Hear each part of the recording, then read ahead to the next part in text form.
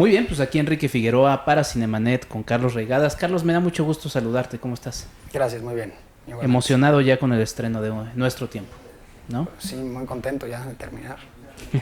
Oye, pues es una película dominada por las dinámicas de poder, ¿no? Para la cual entre los muchos elementos que elegiste, pues seleccionas el mundo de la crianza de toros. ¿Cómo llega este elemento y los toros presentes a lo largo de toda la película? ¿En qué proceso? Mm. ¿Desde el inicio, durante?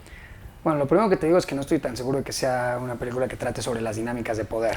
Es uno de Pero los muchos temas que está... sí, para mí ni siquiera está. Para mí hay gente que así la lee por su propia percepción de la vida y de la existencia, Claro. pero en mi personal lectura no hay eso y de hecho, lo digo como charla, es interesante tratar de ver qué es lo que ves de eso, porque si lo trataras de poner en papel, o sea, verbalizarlo, podríamos ver a qué llegamos. Pero bueno, el tema de los toros se da porque yo quería hacer una película en el campo, porque quería vincular una especie de forma de vida más antigua con el tema de las comunicaciones contemporáneas, muy en concreto los mensajes de teléfono, los correos electrónicos, y cómo incide todo esto en la vida contemporánea, sobre todo en la vida sentimental. Ha cambiado mucho la forma de relaciones sexuales e íntimas por estos temas, ¿no? Pero entonces, ¿cómo podía encontrar yo algo en el campo donde hubiera una familia que no estuviera marginada, o sea, que estuviera haciendo una actividad tradicional, pero que no estuviera marginada del mundo contemporáneo en cuanto a acceso a cultura, en cuanto a acceso a educación, en cuanto a acceso a justamente estos mecanismos de comunicación, siendo que el campo mexicano en la época revolucionaria pues tenía algunos privilegiados y a todos los demás marginados, y en la época revolucionaria tiene a todo el mundo marginado, o tuvo, ¿no? Durante mucho tiempo empobrecido y depauperado el campo mexicano. Y me di cuenta que cuando empecé a tratar de pensar cómo hacerlo, sin que se tratara de unos agricultores modernos, cómo poder hacerlo en una actividad antigua, y pensé en las ganaderías de toros del centro de México, donde hay gente que lleva viviendo décadas haciendo una actividad como esta, sin ser ya necesariamente los grandes hacendados ni nada por el estilo, pero que sí siguen viviendo una vida de campo. Y por eso es que llegué a ello. Además de que me gusta muchísimo el altiplano del centro de México, pero muy en concreto de Tlaxcala. Me gusta ese México viejo que veíamos en la pintura del siglo XIX de José María Velasco, incluso de Landesio, de Egerton, donde se ven montañas a lo lejos, donde se ven magueyes, huizaches, mezquites, embalses de agua marrón, como al principio de la película, polvo, cielos increíbles, esta idea de la región más transparente del aire que se acuñó hace siglos. Y esto que ha sido una imagen que era hermosa de México y que ha sido sustituida por las imágenes de resorts en la playa y este tipo de cosas, ¿no? Entonces ese me pareció un contexto muy bueno para ubicar la película, que como tú bien sabes, habiéndola visto, no es de toros, sino que ese es el contexto en el que se da, ¿no? Sí, lo utilizas como una metáfora ahí de varios Esa es una temas, de las metáforas, ¿no?, de la película, sí, efectivamente. Y bueno, además de que me gusta, sí, a mí sí me gusta mucho el tema de la crianza de animales en general, y me gusta, no para alimentos, sino para otras cosas, y me gustan muchísimo el toro, el animal es uno de mis animales favoritos. Y hay dentro de esa no comunicación de los personajes centrales de la película, pues se genera también una violencia, ¿no? Que es una generadora de violencia y lo podemos tratar a nivel general, ¿no? En este país, ¿no? Sí, no estoy tan seguro, ¿eh? Hay diferentes tipos de violencia y no son todos iguales. La violencia en la que se somete, bueno, desde luego la violencia física es algo absolutamente inaceptable en cualquier caso, y sobre todo cuando es entre desiguales, ¿no?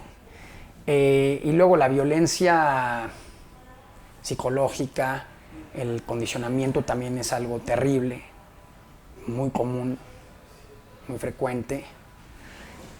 Y luego hay otro tipo de violencia que puede ser la violencia verbal, que en la que puede caer por ejemplo, una pareja, un grupo de gente.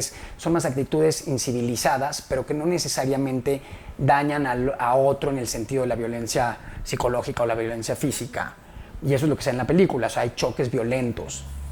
Pero a pesar de que hay actos de ambos reprobables desde un punto de vista ético, como espiar o como mentir, no creo que se trate de una película de violencia. efectivamente hay momentos de tensión, de desacuerdo, pero no creo que se trate de una película, no hay insultos siquiera, creo que nunca se insultan en toda la película. No. Desde luego no hay violencia. Bueno, hay una especie de violencia física que no es tal, es una especie de lucha física. Sí, más bien es una lucha constante. Es una lucha física. No, pero hay una lucha física, ¿te acuerdas en la película? Sí, donde la mujer ataca al hombre primero y luego hay una especie de sometimiento. Hay una especie de, no quiero decir hermandad, pero sí de gesto fraternal de levantarse juntos. Es un desfogue. Que lo podemos ver en metáforas justamente con los toros también. Sí, ¿no? Exactamente. Pero no creo, y para mí no, la película no trata y no hace una referencia a la violencia terrible que ejercen seres humanos en contra de otros y muchas veces aprovechándose de que su género es más fuerte que otro y que se da en todo el planeta, pero muy particularmente en México de una manera terrible, atroz, cruel, infame, de nivel de carácter o de nivel de emergencia humanitaria, que es lo que está pasando en México en los últimos 25 años y que es algo inaceptable y absolutamente denigrante para todos nosotros como mexicanos, ¿no? Hay muchas imágenes muy arrebatadoras en la película. Me voy a remitir a una que me impresionó mucho verla en la pantalla grande, que fue esta escena en donde se está leyendo una carta, Esther está leyendo una carta y hay un descenso y de repente nos damos cuenta que es, bueno, no voy a revelar la sorpresa, que es muy linda a nivel visual. ¿Cómo lograr esta en particular? Sí, tienes razón, hay momentos hermosos y ese es increíble. Que muy emotivos. Muy emotivo y es increíblemente emotivo poder hacer, bueno, para mí fue muy bonito poder hacer con un material literario un momento cinematográfico. Entonces estás oyendo una carta, yo siempre quise oír, siempre en las películas cuando oigo cartas y veo que las cortan muy rápido porque le da preocupación al productor, al director, que se aburre el espectador, a mí me parece medio triste porque siempre disfruto muchísimo de oír de una carta de una pareja, siempre es una forma de entrar en la psicología o en la manera de percibir el mundo de alguien. Entonces yo quise que eso se desenvolviera sin ninguna prisa y por entero. Y efectivamente está ocurriendo algo a nivel visual que al final se resuelve de una manera muy bonita y auditivo también. Y bueno, te puedo decir que fue complicadísimo hacer esa secuencia. Muy complicado, muchísimo trabajo. Hay algo de trabajo de postproducción.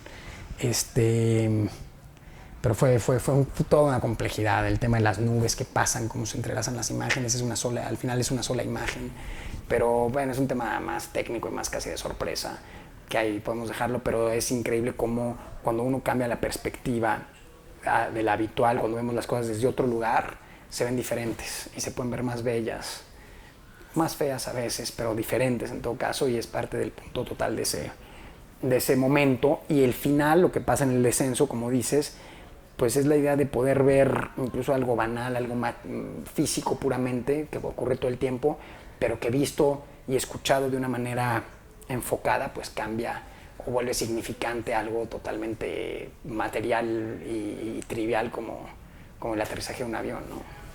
Te sales de estos moldes en los que, justo como dices, una carta en el molde comercial de cine al que estamos acostumbrados dura muy poco, la van cortando, editando, y te da esa libertad, ¿no? De hacer lo que quieres y que finalmente uno como espectador lo termina disfrutando y pues es un apapacho también para uno, ¿no?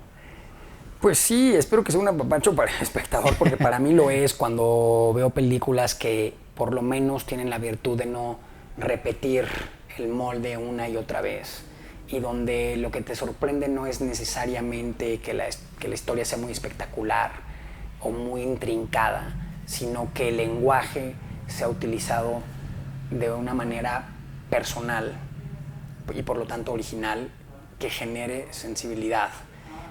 Cómo se filma la humedad, una lluvia, un viento, una respiración, cómo se filma una persona entrando a un cuarto con un tiempo, con una puerta, entrando en un ritmo interior, no solo en un ritmo ilustrativo, sino en un ritmo que da lugar a la sensación de vivir, ¿no? Un lugar donde hay una visión periférica y no solo una imagen central, y donde lo periférico se vuelve significante porque es lo que penetra en el inconsciente de manera más profunda.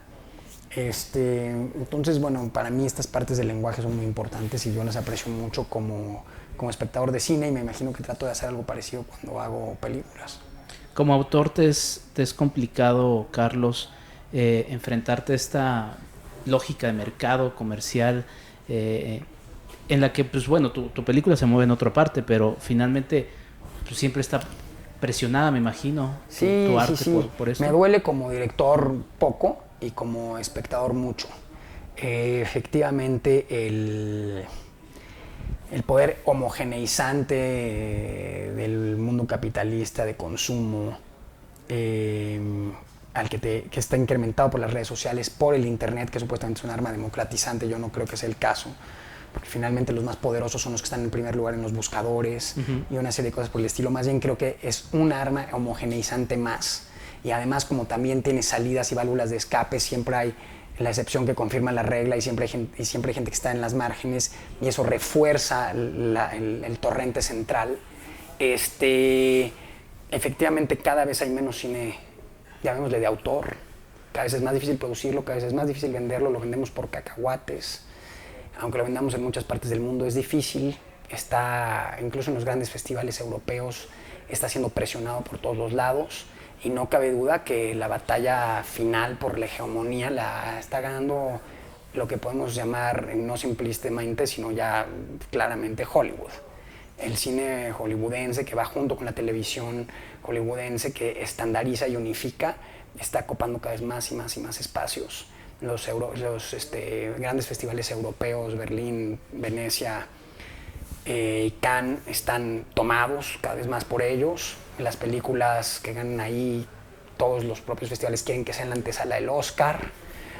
Cuando antes tuve quiénes eran los ganadores de los premios hace 20, 40 años, 10, había más margen. Yo creo que todos los tipos de cine tienen que existir y todos son convenientes, pero que la balanza no puede estar tan desequilibrada. En el Festival de Venecia que acabo de estar, la cantidad de películas que eran de época, por ejemplo, de entretenimiento era abrumadora. Por lo menos sé que las 7 que ganaron premios eran todas de época y de alto presupuesto.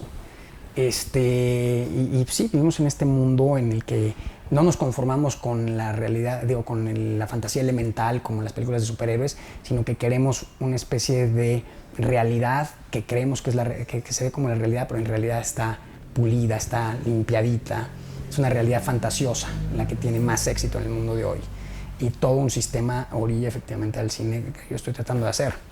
Y yo tengo todavía suerte de que puedo hacerlo y puedo hacerlo visible, cada vez en un espacio más pequeño, pero muchísima gente que hace cosas increíblemente valiosas que en otra época serían conocidas por más gente, hoy están marginadas por completo. El tema de la exhibición en el cine es un problema muy grave.